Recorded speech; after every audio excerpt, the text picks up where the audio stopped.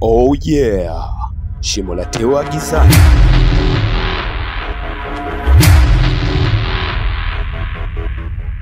Wakazi na wafanya biashara wa Shimo la Tewa. Wamama. Ni kwa majina naitwa Yvonne. Ni mkazi wa hapa maeneo Miami. Hii taa mimi nikikumbuka vizuri iliacha kuwaka ule mwaka ambao tulipiga kura, hatukukaa sana. Wazee.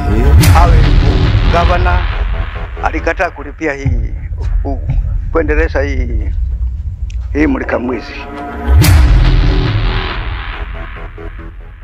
Vijana. Mimi ni kijana wa hapa Maweni mulika mwizi, na mulika mwizi yenyewe ndo hii ilofanya kazi ndani ya miezi miwili.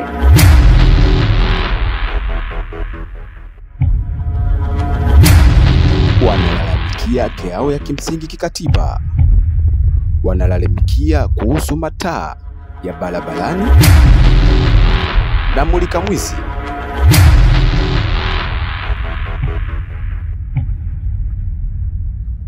Sasa kilio chao wanapeleka sehemu husika.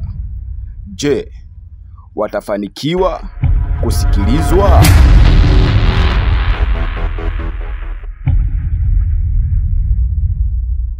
Kutana na Eugene Mwarandu. Wetu sisi kama vijana tumeonelea kwamba mbali na kuwa mji wetu huu wa municipality leo umekuja na uko na fedha ambazo moja kwa moja zinaweza kurekebisha masuala kama haya. Na Rashid Shikanda.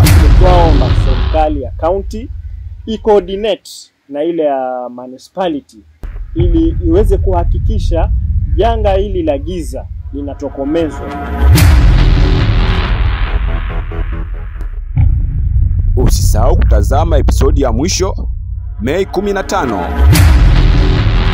Shimo la Tewa TV online.